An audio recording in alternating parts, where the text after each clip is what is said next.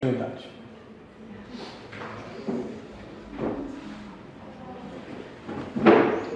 Usando agora o livro de Neemias para algumas áreas específicas, preparando para depois nós verificarmos as questões mais profundas, que são o nosso discernimento diante das coisas de Deus e o avivamento que vem através desse discernimento. Se discernirmos o reino de Deus, se discernirmos a presença de Deus em nossas vidas, se conseguirmos situar nossas vidas no plano de Deus, no propósito de Deus, Deus tem um avivamento para a igreja. O avivamento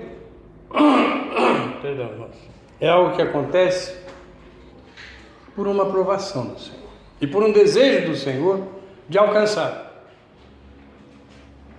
Ele não é, no primeiro momento, alguma coisa que atinge o incrédulo, mas é, no primeiro momento, sim, algo que atinge o povo de Deus, a igreja, para que a igreja esteja consciente de quem é o seu Deus, do poder que há nesse Deus e de quanto esse Deus ama a humanidade,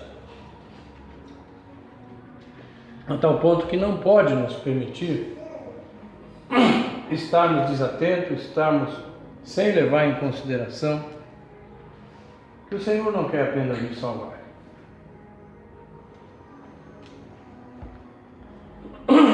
mas quer também usar a nossa vida. E hoje nós vamos pensar, no primeiro momento, que Deus estabeleceu propósitos para as nossas finanças, para a forma como nós administramos esse bem precioso que Deus nos deu, que são as nossas finanças. O líder precisa viver na economia de Deus. Jesus anunciou um princípio a respeito disso. Pois qual de vós, pretendendo construir uma torre, não se assenta primeiro para calcular a despesa e verificar se tem os meios para concluir? Para não acontecer que, tendo lançado os alicerces e não podendo acabar, todos os que o virem zombem dele, dizendo: esse homem começou a construir e não pôde acabar. Nós vamos para o capítulo 5 de Neemias. Nós vamos verificar no capítulo 5 que a construção do muro foi interrompida.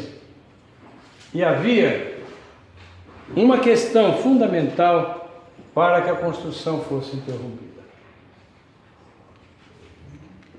Capítulo 5, nós vamos ler do versículo 1 ao 4 inicialmente. Foi, porém, grande o clamor do povo e de suas mulheres contra os judeus, seus irmãos. Porque havia quem dizia: nós, nossos filhos e nossas filhas, somos muitos.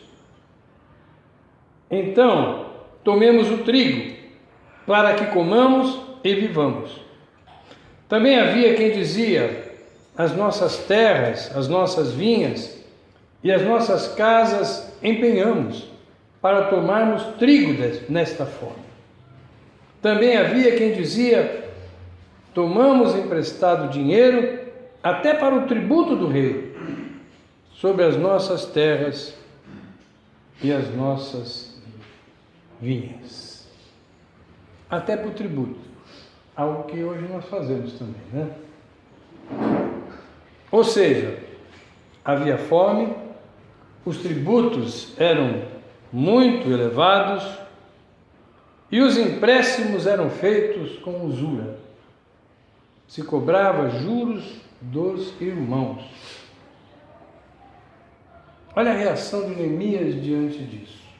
Versículo 6. Ouvindo eu, pois, o seu clamor, o clamor do povo, a estas palavras, muito me indignei. há um primeiro princípio que queremos tirar daqui. O líder autêntico é tomado por indignação com as coisas erradas. Há sim uma indignação verdadeira em nossas vidas, que precisa acontecer com as coisas que contribuem para o sofrimento do povo. Não é só na área espiritual, porque nós estamos vendo que a abrangência nossa em vida, liderar pessoas e vidas, não significa apenas a igreja, mas significa todo o nosso envolvimento.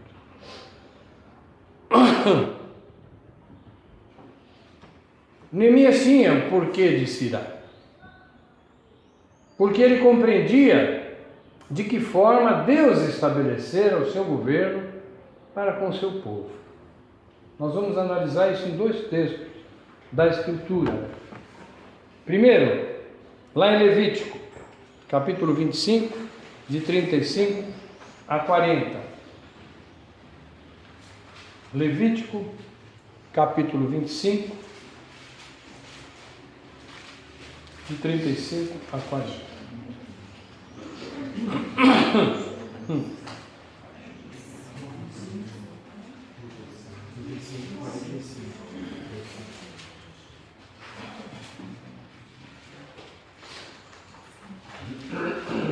Neemias iria falar a magistrados, aqueles que tinham o governo do povo. A esses homens não era permitido desconhecer a lei que os dirigia. Por isso a indignação de Neemias. Lemos assim. 25 a partir do 35. E quando teu irmão empobrecer e as suas forças decaírem, então sustentá-lo-ás, como estrangeiro e peregrino viverá contigo. Não tomarás dele juros, nem ganho, mas do teu Deus terás temor, para que teu irmão viva contigo. Não lhe darás teu dinheiro com usura, nem darás do teu alimento por interesse. Eu sou o Senhor vosso Deus, que vos tirei da terra do Egito. Olha só a legitimação de Deus, porque eu fiz isso, eu posso exigir de vocês, para vos dar a terra de Canaã, para ser vosso Deus. Quando também teu irmão empobrecer, estando ele contigo, e vender-se a ti, não o farás servir como escravo. Como diarista, como peregrino, estará contigo. Até o ano do jubileu te servirá. Ano do jubileu, ano em que cessava a condição de pobreza, onde eram restituídas as coisas que aquele homem tinha antes de empobrecer. Um outro texto em Deuteronômio 23, apenas o 19 e o 20. É bom revivermos, reavivarmos. Hoje nós temos as palavras de Jesus Cristo, que nós precisamos compreender, lembrar, entender, seguir, obedecer, fazer como Ele nos ensinou, para sermos, como começamos, a imagem de Senhor Jesus Cristo. Buscarmos ser conforme a imagem de Jesus Cristo. Deuteronômio 23, nós vamos ler os versículos 19 e 20. A teu irmão não emprestarás com juros, nem dinheiro, nem comida, nem qualquer coisa que se empreste com juros. Ao estranho emprestarás com juros, porém a teu irmão não emprestarás com juros, para que o Senhor teu Deus te abençoe em tudo que puseres a tua mão na terra a qual vais a possuir. Aquele povo vivia por esta lei. Eles compreendiam esta lei. Sabiam então, e Neemias vai lembrá-los disso, que havia essa disposição na lei. Portanto, o que estava acontecendo? Vejam bem, a miséria aumenta. Quando não há o cuidado daqueles que dirigem o povo, a miséria aumenta. Por quê? Porque se permite a usura, porque se permite que uma quantidade pequena de pessoas viva explorando a grande multidão. Hoje tem uma notícia no estado de São Paulo, não deu para mim ler, mas eu peguei logo um tópico que me chamou a atenção. 70% do Congresso que foi eleito hoje e vai dirigir o Brasil a partir de 1º de janeiro, foram eleitos com recurso de 10 empresas. Apenas 10 empresas, macroempresas no Brasil, elegeram 70% do Congresso. Congresso que precisa nos representar, que deve defender as causas do povo, está comprometido com a usura, com o lucro indevido, com a riqueza de poucos, em detrimento da miséria do povo. Vejam como as épocas se misturam. Vejam como esse defeito que o homem adquiriu, de ganância, de ser, de se projetar, de ser o camarada, tem abalado a nossa estrutura. Nenhum judeu deveria escravizar outro judeu. Devia amá-lo, devia carregá-lo junto. Isso é para nós. Imagine dentro da igreja, e nós temos notícia disso, irmãos. Eu já falei uma vez procurei empresários que pudessem dar testemunho num programa de rádio para mostrar que eles eram diferentes, e eu fechei o programa de rádio porque eu não achava empresários cristãos que tratavam seus funcionários diferentemente do que o mundo trata. É uma vergonha para nós. A igreja precisa romper essa barreira. A igreja precisa viver de uma forma diferente. Como Neemias ali já estava irritado com essa questão, e com certeza ele tomaria uma atitude. Um princípio. O líder autêntico analisa bem as coisas antes de tomar uma atitude. Então, Neemias se indignou. Com certeza ele se voltou para Deus novamente, para saber que atitude tomaria com relação àquele fato. Havia gente, parou o muro, as pessoas não podiam mais construir porque estavam passando fome, elas não tinham mais, estavam com medo de perder suas filhas, porque um dos meios que tinha naquela época, a pessoa não tinha com que pagar suas dívidas, era escravizada. E de preferência usavam os mais jovens. Famílias estavam temendo perder seus filhos para pagamento de dívida. Então eles pararam, não, fizeram uma greve, né? Tão comum hoje. Não podemos mais construir. Vamos parar. Não temos condição de continuar a construção. O versículo 7, a parte A diz: e considerei comigo mesmo em meu coração. Neemias falando. O termo hebraico para considerar tem o significado aconselhar a si mesmo. Esse é a melhor coisa a fazer quando ficamos irados. Quando a ira vem a nós, é preciso que nós nos aconselhemos, buscando a Deus e nos aconselhar. Estar atentos ao mover de Deus na nossa vida. Um novo princípio. O líder autêntico não pune a todos, mas vai à raiz do problema.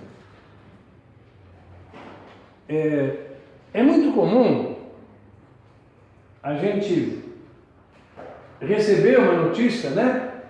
Vamos pensar de novo em governos. De que está havendo um desvio na Petrobras, de que está havendo, sei lá, mais do que outras coisas. Então vem e baixa uma resolução que vai acabar atingindo toda a população. Aqueles não são os que vão sofrer, né? Aí já está a alta de gasolina, aí virão outras coisas, juros aumentando, sabe? As questões que vêm como resposta de alguém que quer dizer, não, agora eu estou ouvindo o clamor do povo, então eu vou tomar atitudes em direção ao povo. E toma atitudes que atingem todo o povo, menos os poderosos. Mas Neemias fez diferente. Olha o que ele faz nos versículos 7, a parte B, até o 9. Depois pelejei com os nobres e com os magistrados.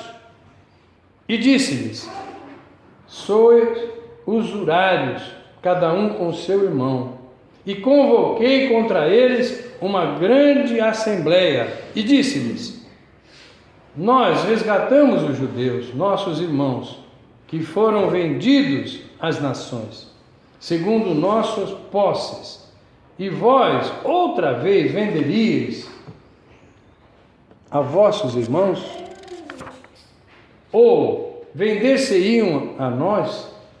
Então se calaram e não acharam que responder. Disse mais: não é bom o que fazeis. Porventura não andaríeis no temor do nosso Deus por causa do opróbrio das nações, os nossos inimigos? Ele se dirige diretamente àqueles que eram os causadores, não aqueles que sofrem as consequências, mas os causadores. Ou seja, vocês estão cobrando juros abusivos dos seus companheiros. Vocês estão reforçando a escravidão permanente dos judeus. Vocês estão perdendo sua superioridade diante das nações. A nação de Israel era superior porque ela tinha um caráter superior, porque ela tinha uma forma de vida que condizia com a vontade de Deus, e por força disso era abençoada. Sempre que a nação andou nos caminhos do Senhor, ela era altamente abençoada. Nesse momento não poderia ser abençoada, porque aqueles que deveriam estar trabalhando a favor, trabalhavam contra o povo de Deus. Será que estão almejando ser como o mundo? E aqui cabe uma reflexão nossa.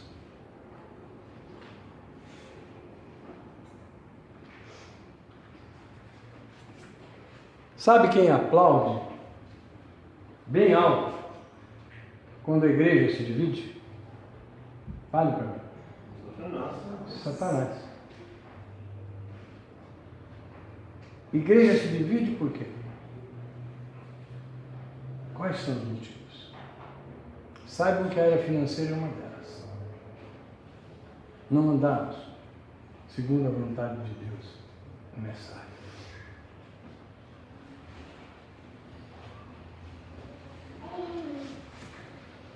O que orienta um líder para a solução dos problemas?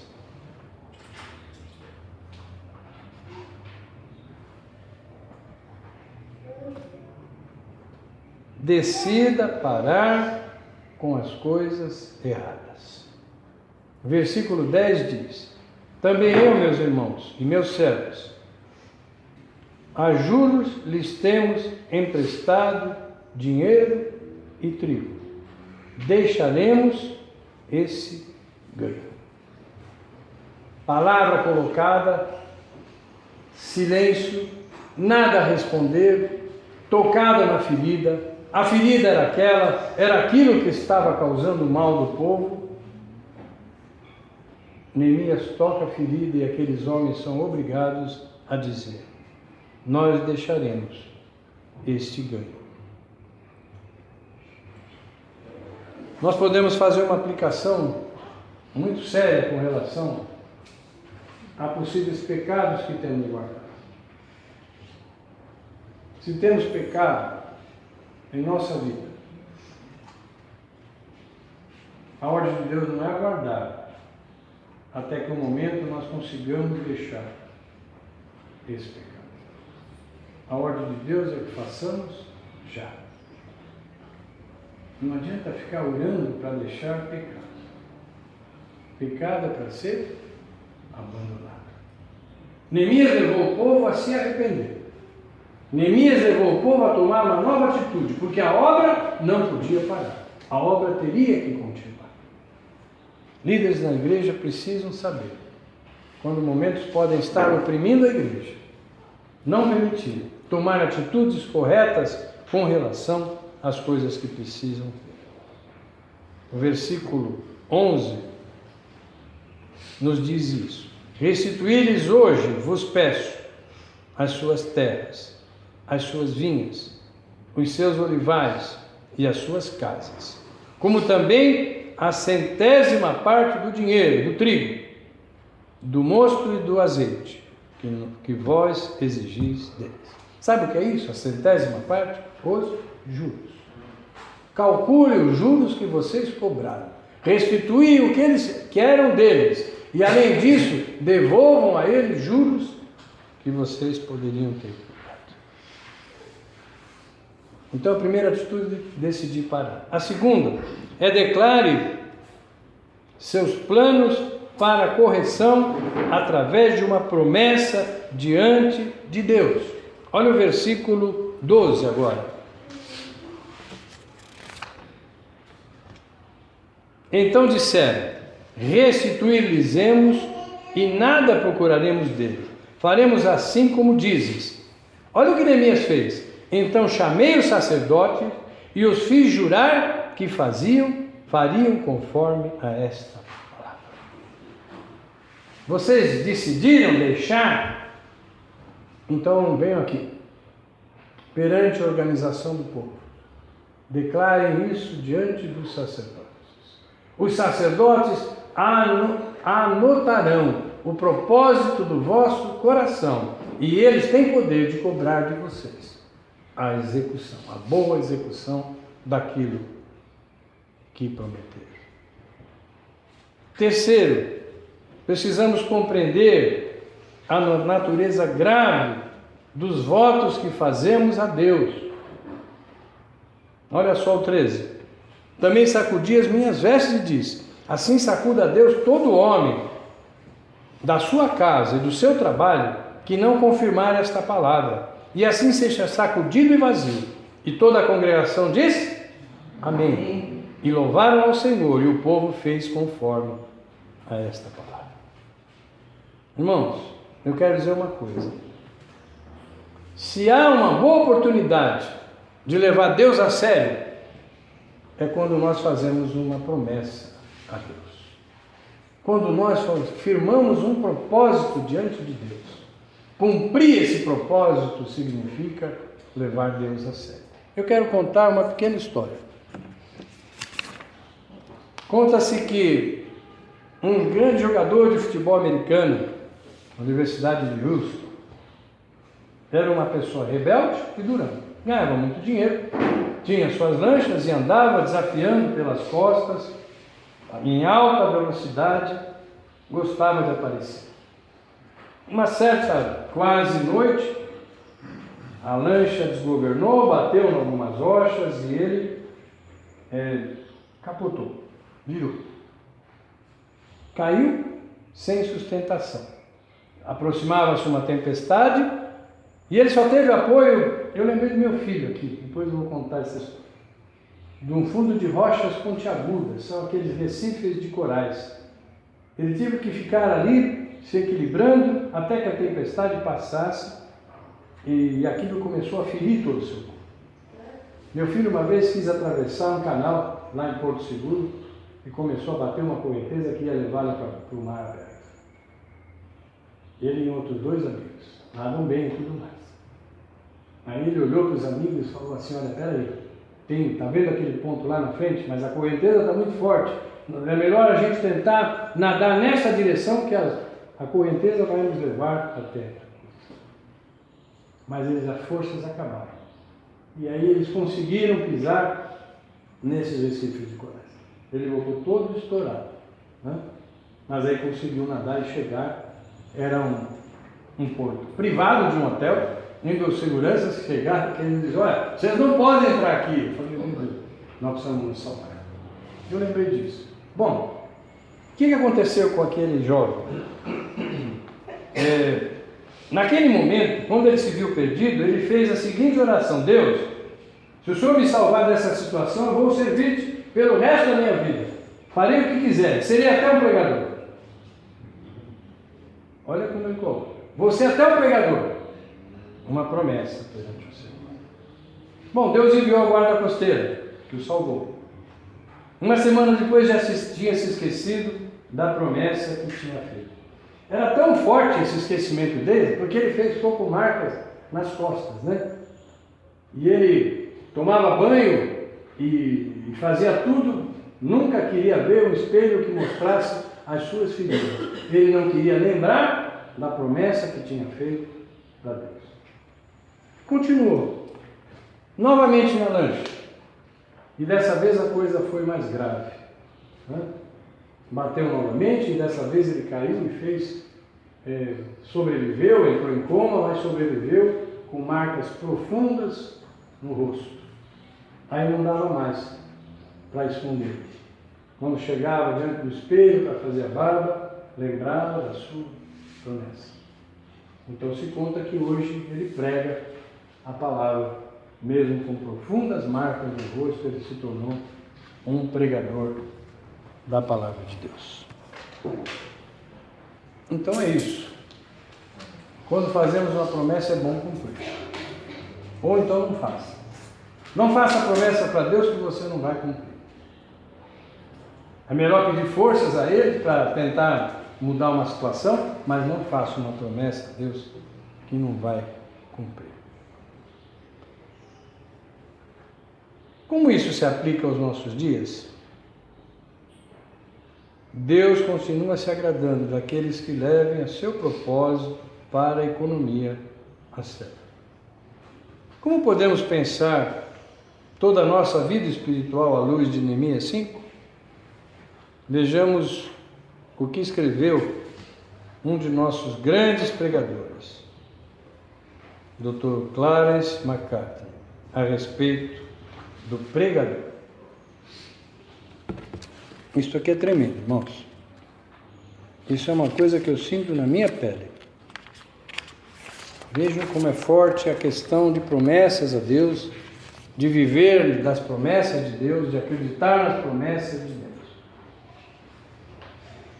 Quanto melhor o homem, melhor o pregador. Quando ele se ajoelha junto ao leito dos moribundos, ou quando sobe as escadas do púlpito, então, paciência cristã que mostrou toda a resistência ao pecado e à tentação, voltarão para fortalecer seu braço e dar convicção às coisas. Do mesmo modo, toda omissão do dever, toda indulgência pessoal, deixa acontecer, está acontecendo, mas deixa em frente, indulgência. Toda concessão feita ao erro, todo pensamento, palavra ou obra indignos estarão ali, no alto das escadas do púlpito, para encontrar o ministro na manhã de domingo, para tirar a luz dos seus olhos, seu poder de persuasão, o vibrar da sua voz e a alegria do seu coração.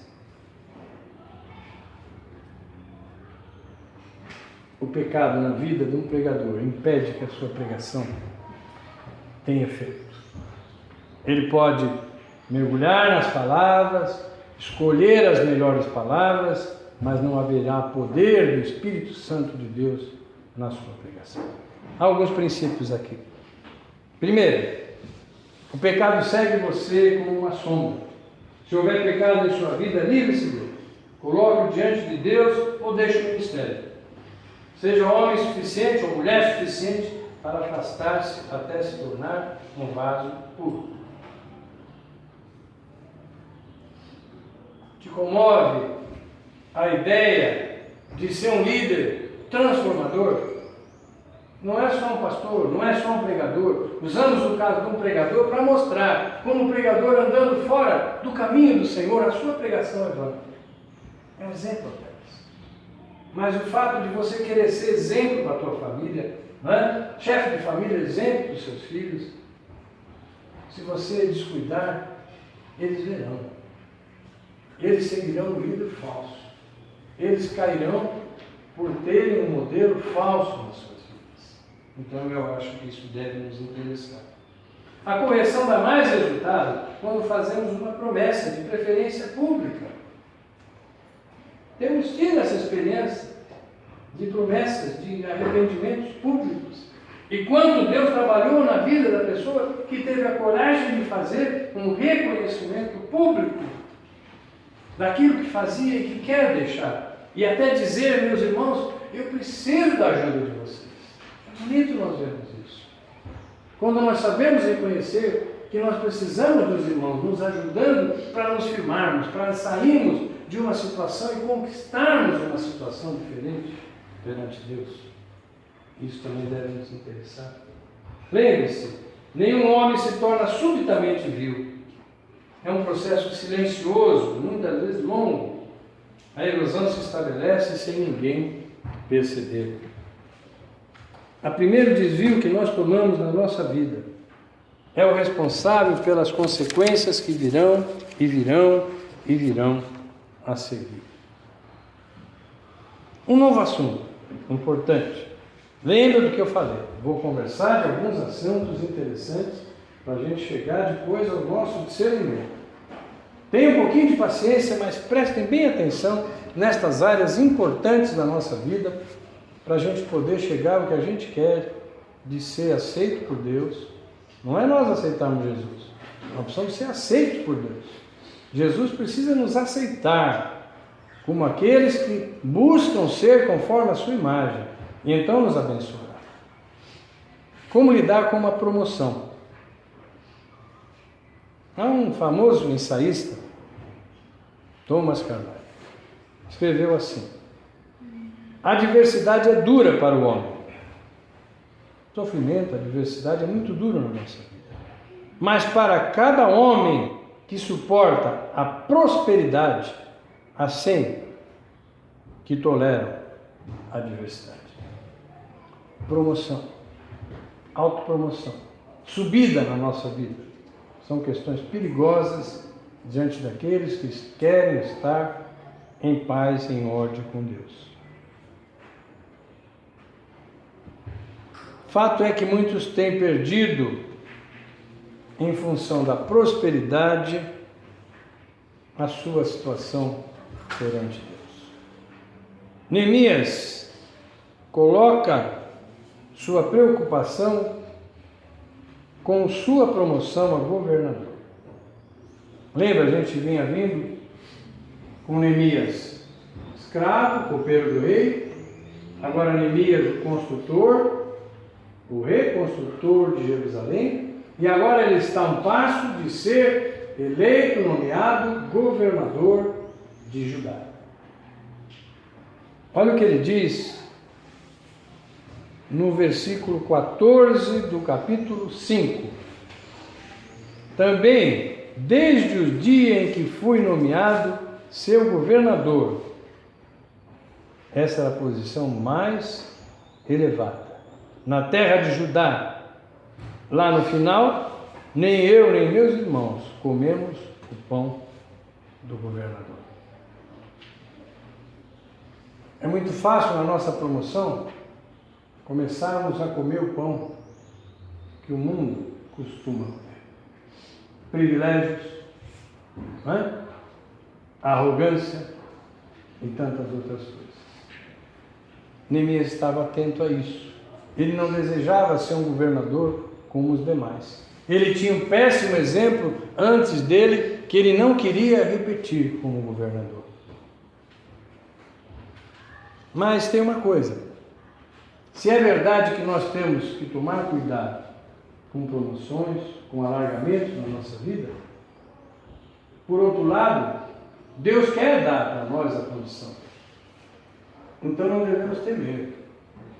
Mas nós devemos sim aceitar que Deus nos dê amplitude maior, que nos coloque em situação de maior interferência, se nós vigiarmos através disso. E eu quero usar um exemplo bíblico para isso. Está lá em 1 Crônicas 4:10. Se quiserem procurar.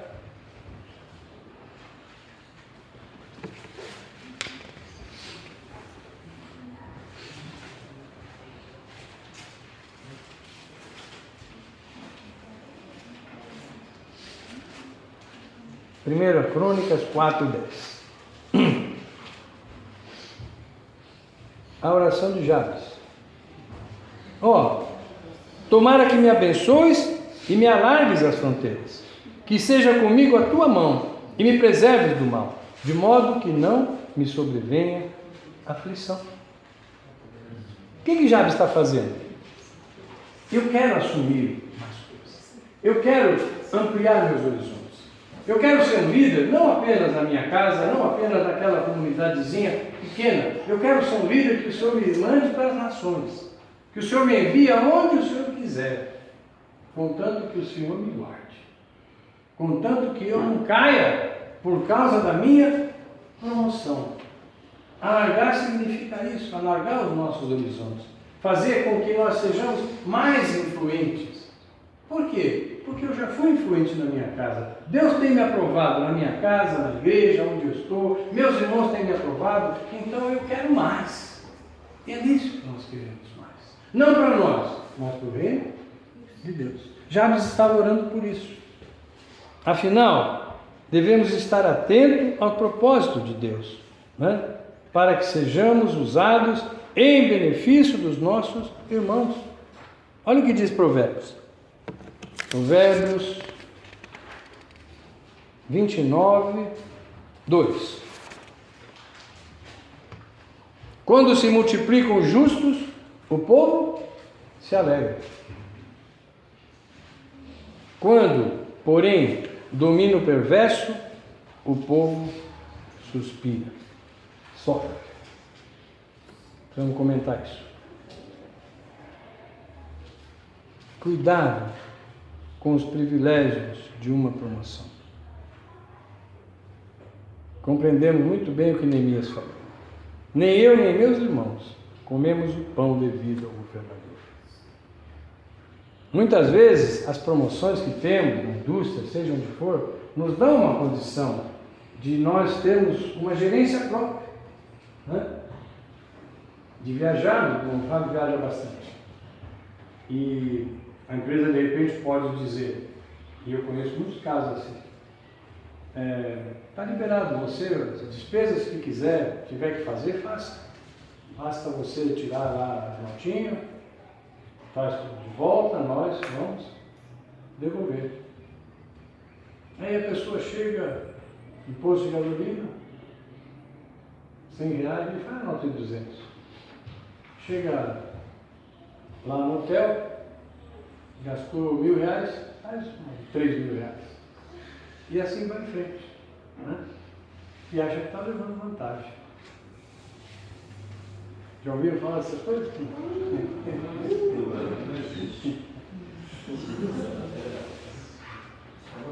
Neemias não queria ser assim. Neemias queria ser um bom governador. O servo do Senhor quer ser um bom líder. Ele quer andar e honrar o Senhor. Ele quer, em tudo que ele faz, ele quer que digam, puxa vida, essa pessoa é diferente. Não é igual às outras. Às vezes a gente chega num posto, né, e pede, por favor, faz uma notinha, quanto o senhor quer? Ué, mas eu coloquei R$70 de combustível. Por que o senhor está me perguntando? Né? É que deve ser coisa estranha para ele fazer isso, né? Ele já pergunta. Lembra que eu falei? É o primeiro desvio de Deus. É a primeira concessão que nós fazemos. Na área sentimental, na área comportamental, sabe? Na nossa entrega, sabe? Do desfrute de... Deixa eu desligar esse celular que ele vai tocar já. A minha é sua aqui. Pastor. Hã? Cadê a faixa do saquinho do pastor? É. Dá um saquinho para mim, por favor. Ai, ai. Provei do ardor da minha. Então é sério, irmãos. O pastor não está sendo chato, não. Estou sendo chato mesmo em algumas coisinhas, porque eu quero chegar num ponto de vocês verem como dá para desfrutar dos benefícios que Deus tem preparado para aqueles que querem viver na sua vontade.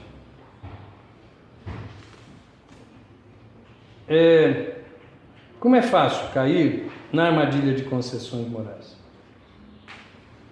O rei Davi não administrou bem a sua casa. Absalão, seu filho, não teve os bons princípios de Davi. Davi falhou na administração da sua casa, voltado para Absalão. E Absalão se tornou corrupto, de tal maneira que acabou expulsando o próprio pai. tomando o reino de Davi. Não respeitou nem o reino de seu pai. Olha o que... Essa eu quero que vocês busquem. 2 Samuel 15, 2 e 3.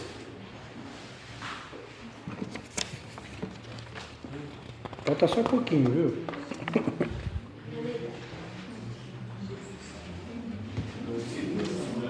2 Samuel 15, versículos 2 e 3. Lembra assim: também Absalão se levantou pela manhã e parava ao lado do caminho da porta do palácio, onde estava Davi. Davi era aquele que ministrava, né? Faça-se ou não faça-se, aceito ou não aceito, determino, era Davi. Isso sucedia que a todo homem que tinha alguma demanda para vir ao rei a juízo, o chamava Absalão a si e lhe dizia: de que cidade és tu? E dizendo ele: de uma das tribos de Israel, é teu servo. Então Absalão lhe dizia: olha, os teus negócios são bons e retos, porém não tens quem te ouça da parte do rei. Entende isso? Não tem quem te ouça da parte do rei. Você precisa de um representante. Você precisa de alguém que leve a tua questão para o rei. Me dá um dinheirinho aí que eu vou te fazer entrar o teu pedido na presença do rei e vou conquistar a coisa que você precisa. É tão justo o teu pedido, mas o rei não vai te ouvir. Você não consegue chegar até o rei. Então, me dá aí uma coisinha, porque eu vou fazer o teu pedido chegar ao rei. Coisa estranha para nós, né? Nós não conhecemos esses casos aqui, né? Não. Tudo coisa muito estranha. Só no Japão. Então isso não é coisa nova, né? Isso não é coisa nova. Percebe a intenção? O que Absalão estava fazendo? Ele estava tentando levar uma vantagem pessoal. Nada mal, ganhar um dinheirinho e tal. Mas isso foi corrompendo o coração de Absalão. A tal ponto que ele rejeitou o próprio pai. Não abram concessões. Não abram concessões. Andar com Deus tem princípios. Tem resultados. Tem glória. Você está vivendo um momento glorioso aqui, tão gostoso, porque você está andando com Deus. A nossa alegria é muito superior à alegria do mundo, porque aquela é uma alegria corrompida. É uma alegria que agora está se alegrando, mas daqui a pouco tem a ressaca da alegria. E nós vamos sair daqui cheios da presença do Espírito Santo. E vamos glorificar o nome do Senhor. E vamos viver mais felizes, porque estamos buscando viver para a glória do Senhor. Parece até com os atravessadores de hoje, né? Ligar com as tentações dos privilégios é um dos problemas que os indivíduos que recebem mais responsabilidade têm de enfrentar. Na igreja também é assim. O pastor, liderança, olha para a vida dos membros da igreja.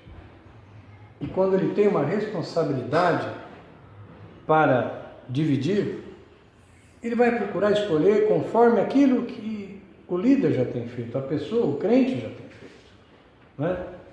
Mas quando isso acontece, agora você, até aqui você tem sido membro, você tem um líder, você está sujeito àquele líder, você só está fazendo as coisas que aquele teu líder tem te ensinado. Mas a partir de agora é diferente, você vai liderar. Então você tem que criar, você tem que ver de que forma você pode fazer para o seu ministério ir melhor. E vem responsabilidade em cima, né? E aí a gente fala: pô, agora eu sou não sei o que lá da igreja. Sai por aí contando, por exemplo, pô, agora assumi uma função lá na minha igreja, eu sou o cara ou a cara, né? Todos se achando. Todos se achando.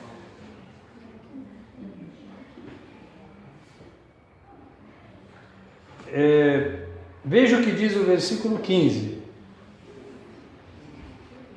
Mas os primeiros governadores que foram antes de mim, Neemias está dizendo, e eu vou dividir, oprimiam o povo, sobrecarregavam o povo de impostos.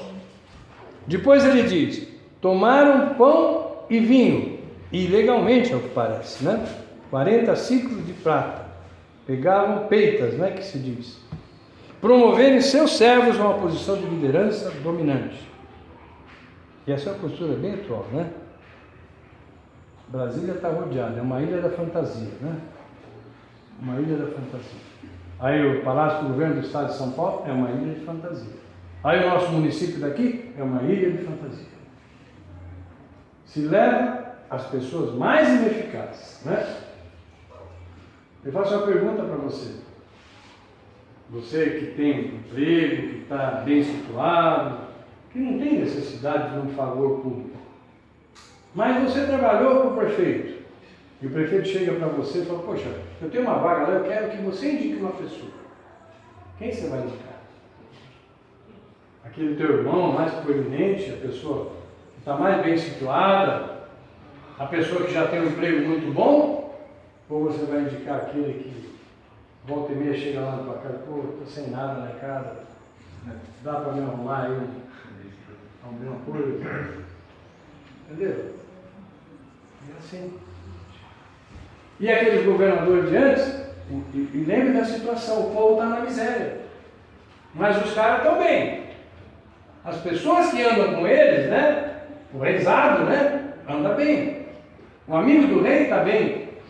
O povo em geral está sofrendo. O líder está se vendo diante dessas coisas. Na igreja nós temos essa situação. Né?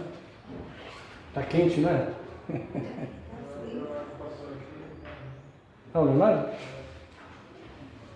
Não tem ninguém com ele? Acho que o pessoal fazendo isso. Ele está voltando já. Acho que foi no banheiro. Aqui tem o banheiro. Leozinho tem juízo.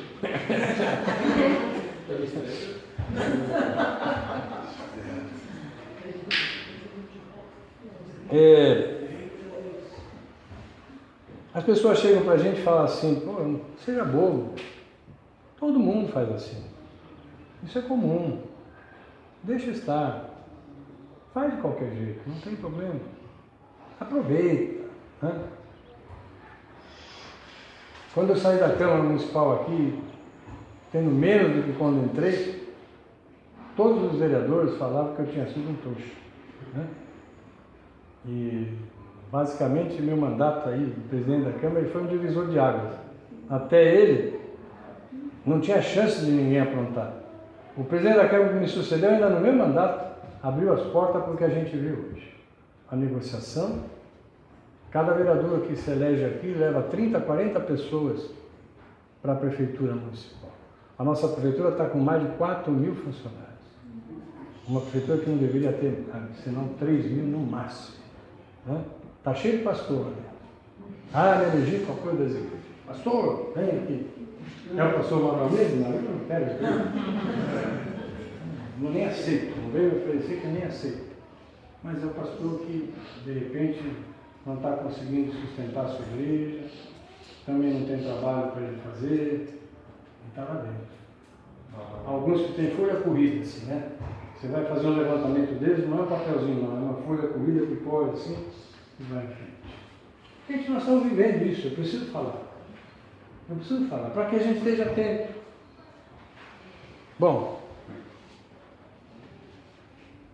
porém, eu assim não fiz, por causa do temor de Deus, diz Neemias. Neemias não aderiu a isso. Sabe o que Neemias estava dizendo? Tenho um trabalho a fazer e devo prestar contas a Deus dos céus, que me promoveu. Foi Ele que me promoveu, não foi meu chefe. Está frio aí, meu Paulo? Tem para esse lado aqui, ó. O irmão Paulo está meio frio. Fecha. Aí nós temos a antítese, um na frente morrendo de calor, o outro atrás morrendo de frio.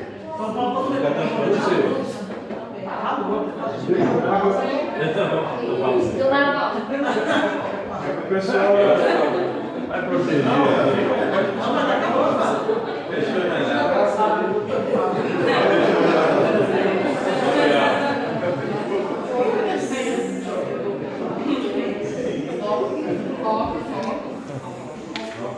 Bom, irmãos, No ministério de Neemias a pressão era constante. Talvez nós tenhamos ministérios com pressão muito constantes. Mas ele nunca se dobrou. Ele tinha um projeto. E o projeto precisava ser executado. Líderes têm projetos. Projetos precisam ser levados adiante. Não podem parar, não podem cessar, porque alguém criou o caso. O projeto de Neemias era construir um muro. Ele não se afastou dele por privilégios pessoais. Talvez alguém pense que Neemias não era nem tão importante. Ele não foi porque ele não tinha grande importância. Olha o que diz o versículo 17 e 18. Também dos judeus e dos magistrados, 150 homens, e os que vinham a nós se punham à minha mesa, e o que se preparava para cada dia era um boi e 6 ovelhas escolhidas. Ele servia à mesa 150 homens todos os dias. Ele era um líder procurado. Muitas pessoas andavam com Neemias. Salomão não conseguiu suportar o peso da prosperidade, né? Do sucesso, enlouquecendo, né? Que é o que se pode dizer de Salomão, por amor à notoriedade, à concupiscência. Ele se tornou um líder egoísta, cínico, sensual, afeminado. Sim. Salomão. É. Explica isso, pastor. Nós vamos ver. Vou mostrar para vocês. Vou mostrar para vocês os comentários sobre Salomão.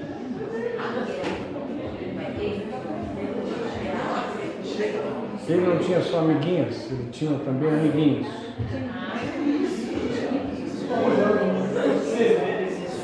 E o que aconteceu com Salomão? Ele ficou tão desacreditado de Deus que ele escreveu algo que às vezes a gente usa como uma coisa positiva. Tudo é vaidade. Nada tem valor na vida. Tudo é vaidade. O que leva um homem a dizer que tudo é vaidade? Ou uma mulher? Experimentar de tudo. Experimentar de tudo. Não ter centro, não ter direção. Tudo é vaidade. Para o homem que não crê em Deus, que não anda no caminho de Deus, tudo é vaidade. Mas para nós que cremos, o caminho de Deus é maravilhoso. Ele nos leva a experiências maravilhosas. Então não é tudo vaidade, não. Não é, não. Não podemos ler isso achando, não, tudo é vaidade, deixa para lá. Não, não é tudo vaidade, não. Tem coisas certas, positivas. Tem coisas que vale a pena, pelas quais darmos nossa vida. O Evangelho de Jesus Cristo vale a pena dar a nossa vida por Ele. Porque Ele tem resultado, porque Ele tem consequência, porque Ele tem um destino certo e eterno. Por Ele vale a pena dar a nossa vida.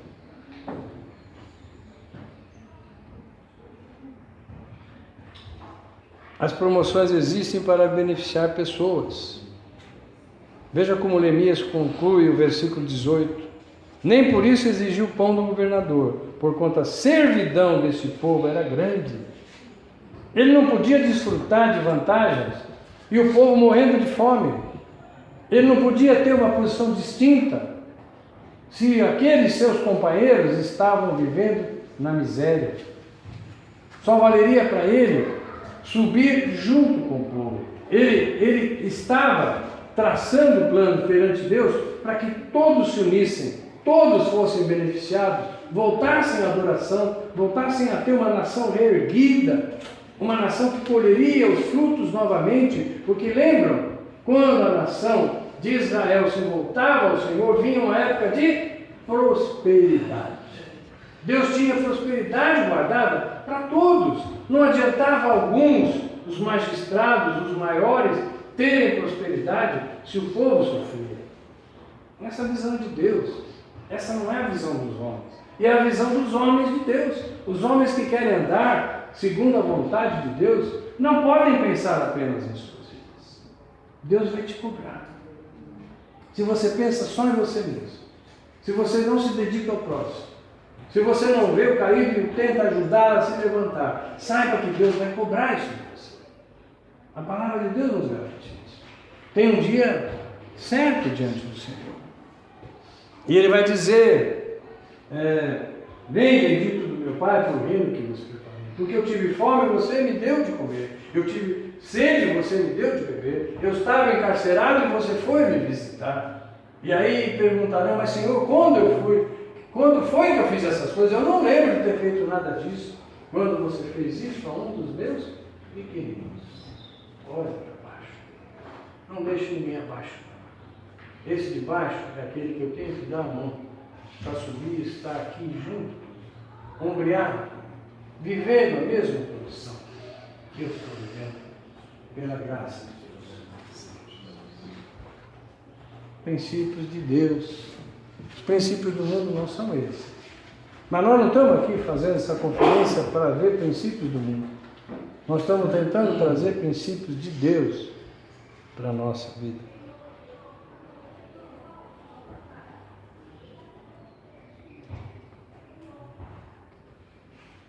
Um princípio. Um líder eficiente nunca perde sua sensibilidade de espírito. Por isso, procura usar de equanimidade. E eu quero explicar o que é equanimidade. Equanimidade é a mesma coisa que igualdade. Igualdade significa, bom, eu tenho aqui 100 mil reais para distribuir. Para você. Sabia disso? Que eu vou distribuir 100 mil reais aqui?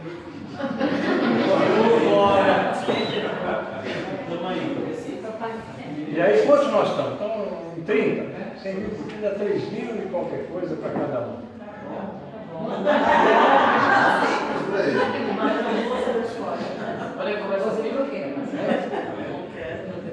Mas aí,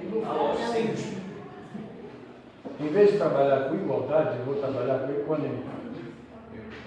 Quem de vocês precisa mais? Vai receber mais. Quem de vocês precisa menos? Vai receber menos. Quem de vocês não está precisando de nada? Não vai receber nada. O nada que você que vai receber, o nada, vai ser acrescentado àquele que precisa muito. Ninguém estava interessado nisso. Eu não vim aqui privilegiar vocês que já estão vivendo. Vocês vão ver mais à frente que tem uma história assim. Jerusalém estava desocupada. Tinha muito pouca gente em Jerusalém. Por quê? Porque Jerusalém estava destruída. O cara andava pela rua chutando pedra. Monturo, era uma bagunça. O pessoal que tinha dinheiro foi construir suas casas nos arrabaldes, construindo belas mansões próximas de Jerusalém. Mas ninguém mais queria viver em Jerusalém. Sabe quem ficava em Jerusalém? Os magistrados, aqueles que recebiam o cacau. Tinham que ficar lá porque lá era a sede. Então eles tinham que ficar porque vinha a eles a grana. Era isso que nós vamos conversar isso lá na frente, quando a gente discutir o plano de Deus para Jerusalém.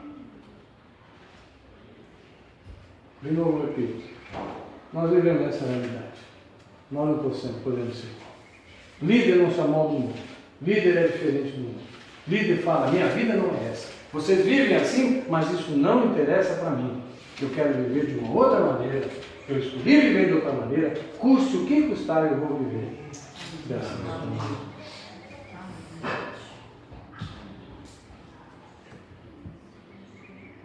O líder desce a condição do liderado. O leva adiante com ele. O líder teme tanto ao Senhor que não é complacente consigo mesmo. O líder, após sofrer perda por amor ao liderado, diz ao Senhor. Último, hein?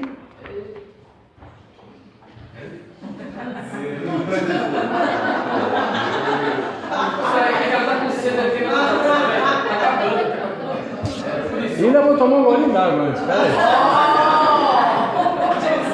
Olha o magistrado. Versículo 19, vamos. Lembra-te de mim, para bem, ó meu Deus, e de tudo quanto fiz a este povo. Versículo 19. Nós podemos dizer isso hoje. A salvação é pela graça sois salvos, mediante a fé, isso não vem de vós, é dom de Deus. No entanto, nós podemos pedir a Deus, é lícito, Senhor, eu tenho me aplicado a te servir, eu tenho procurado ser alguém conforme a tua vontade, eu tenho sido braço para o meu irmão, eu tenho sido conforto para o meu irmão, mas olha para mim agora e vê quanto eu estou necessitado. Lembra-te de mim, Senhor, para me fazer bem, porque eu preciso do teu bem. Não passamos situações assim, eu preciso do Senhor. Senhor, eu estou vivendo um conflito, algo me atormentando, tem algo que precisa mudar na minha vida. Senhor, lembra-te que eu tenho me dedicado, eu tenho procurado ser alguém que anda no teu caminho, mas quem sou eu para poder resolver certas situações da minha vida? Então lembra-te de mim, Senhor. Que oração maravilhosa a gente dizer a Deus, lembra-te de mim. Não é pelo que eu mereço não, mas é pela minha disposição, porque o que eu mereço, o que eu sou, o meu talento é tão pequeno perto do Senhor, mas eu quero te servir. E Deus sabe quando isso é verdadeiro em nós. Eu posso até não estar conseguindo servir a Deus da melhor maneira possível, como eu desejaria. Mas Deus sabe ver a intenção do meu coração. E na intenção do meu coração, do seu coração, você pode clamar a Deus por uma coisa que você necessita. E Deus está esperando que você clame isso pela coisa que você necessita. Lembra-se de mim, Senhor, para bem. Ser rebaixado de posto é duro, mas suportar uma promoção é ainda mais difícil. A adversidade nos leva a esperar em Deus. A adversidade nos leva a confiar em Deus, a entregar verdadeiramente a Ele aquilo que necessitamos. Quando nós estamos elevados, é muito comum que nós esqueçamos de Deus. Está tudo certo na minha vida. Não estou precisando de nada. Olha como está correndo tudo bem. Lá em casa está bem, meu trabalho está bem, por onde eu ando está tudo bem. E eu vou indo, realizando, fazendo. Deus vai ficando distante. Deus está quase ausente de mim. Mas quando vem uma adversidade, a gente se fecha e fala, Deus, agora eu preciso do Senhor. Que bom se nós pudermos fazer isso sempre. No bem ou na adversidade. Andarmos buscando ao Senhor. Líderes andam no caminho do Senhor. Deus não poderá abençoar aquele que quer ser líder, mas que tem sua vida ainda falha diante de Deus, que não leva a sério os preceitos de Deus. Amém?